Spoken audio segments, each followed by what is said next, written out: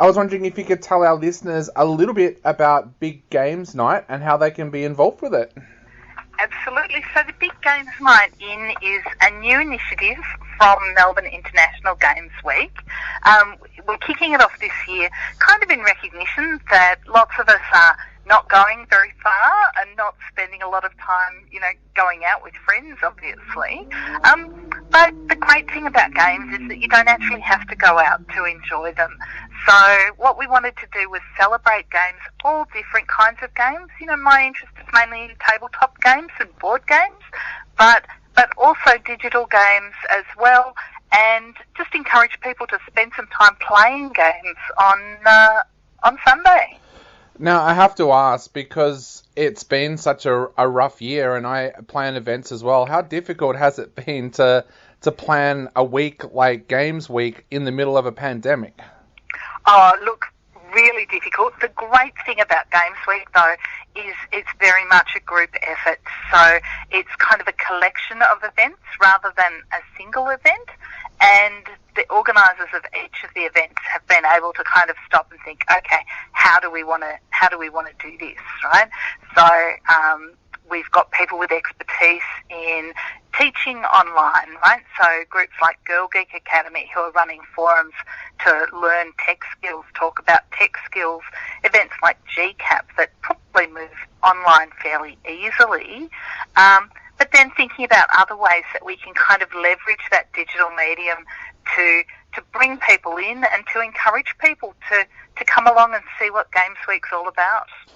Games Week's also very unique in that it embraces digital games as well as tabletop games. Tell us a little bit about how you've been able to marry those two cultures together over the years. Yeah, so the focus, we're sort of really refocusing this year on, or not refocusing is maybe the wrong word, but focusing on having more tabletop offerings. And of course, one of the places where there's been a lot of tabletop presence has been PAX. And that's somewhere that people can come along, they can physically play a game. And now, of course, PAX ran online this year and it was really successful, but it does leave this kind of question about, well, how do we get people engaging with tabletop games? And obviously the Big Games Night In is part of that. We want people to play whatever games they've got at home, but also there's a lot of different digital platforms that are encouraging people to play, their old favourite board games, but play them online. And we also have groups like Chaosium, who are running some fantastic sessions on learning to play tabletop role-playing games, again, over video conferencing technology rather than face-to-face as we've traditionally done. Definitely. Melissa, I have to ask as well, how did you become involved with tabletop games, and what games would you recommend out there for people who want to get involved with tabletop games but perhaps never have before? Yeah, so I've literally been playing tabletop games kind of all my life. I think a lot of people tend to have this stage where perhaps they go to uni or they start working and they start to play a lot of games, and then they kind of drop right off because either their career's growing or their family's growing. For me, I actually met my partner playing games, and so we really have kind of explored games, and particularly board games, together, and then with our children as well. So for me, games are very much kind of front and centre of my life, both as a researcher researching games, but also, as a person who loves to have that sort of connection with friends. Yeah. And what are some of your favourites that you enjoy playing? Are there games that you go back to time and time again? There really are. One of the things that we find about the hobby of playing games, though, is that it's a hobby that really embraces variety. So you'll hear hobbyists, particularly hobbyist board gamers, saying, oh, well, I need, the right game for the right group.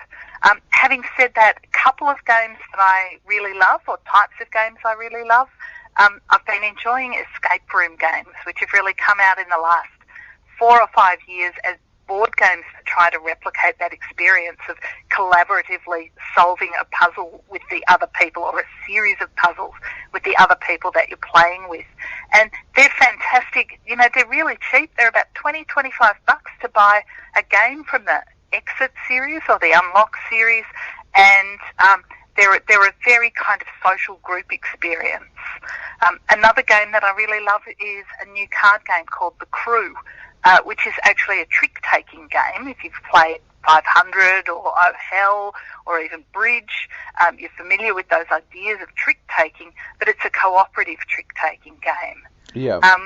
At the other end, there's games like Rhino Hero, which is a fantastic game for kids, which is all about building a card house together and moving this little rhino up the card house, trying, of course, to destabilise it for your opponents while still placing your pieces very safely. It's a bit like a cross between Uno and Jenga.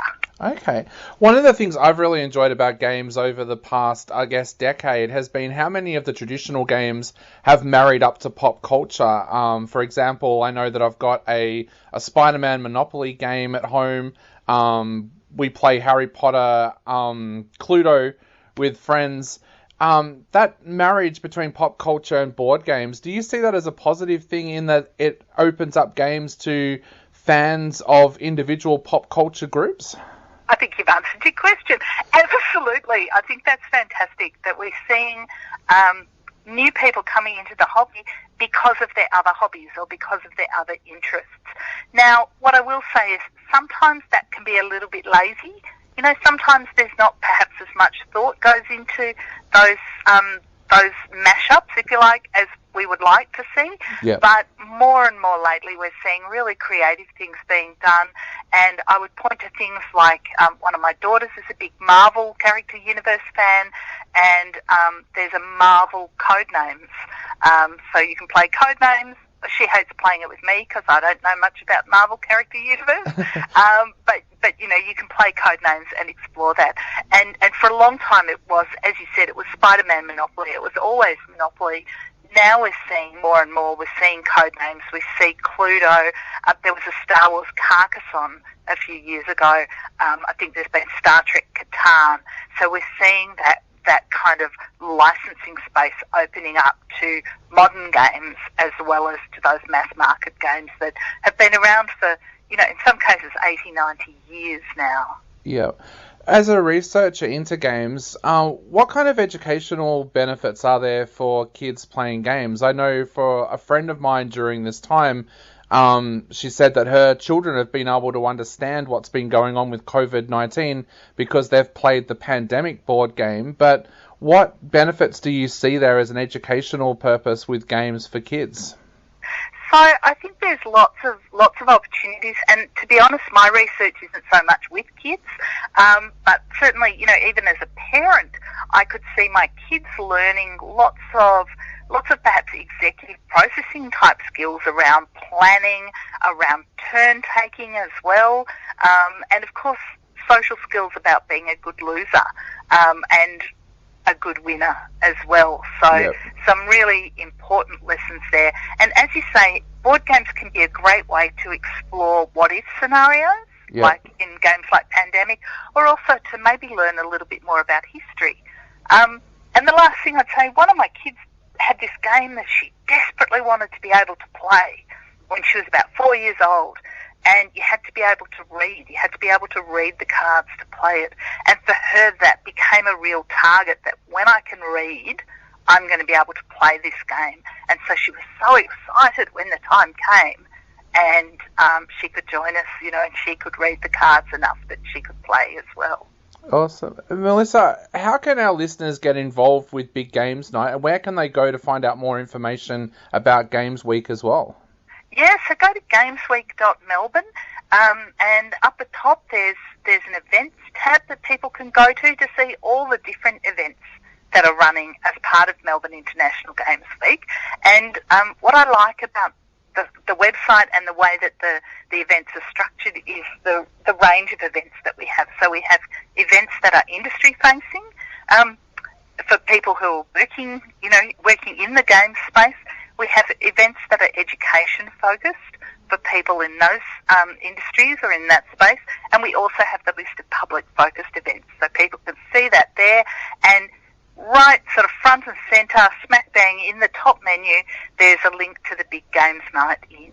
And the Big Games Night In has some tips, some suggestions on games that people might like to try or ways that they might like to play. And it's also got links to ACMI, the Australian Centre for Moving Image, who are partnering with the Big Games Night In to create a sort of curated and free-to-access space for people to try digital games as well by some Victorian game developers. That's absolutely amazing. I know from PAX last year there are some great games out there from Victorian creators as well, so many of them to try. I'm going to go now and work out what game I'm going to play on the 4th of October, but I guess the big question, what game are you and your family going to play as part of Big Games Night In? I'm going to play an escape room game with my kids, and then I reckon my husband and I might go head-to-head on a game called Terraforming Mars, which is definitely not one for novice game players, but it's one that we really, really enjoy. Well, Melissa, thank you so much for coming on our show today and chatting to us about Big Games Night In. I know a lot of our listeners are going to want to be part of this, so thank you so much for coming on board the show today.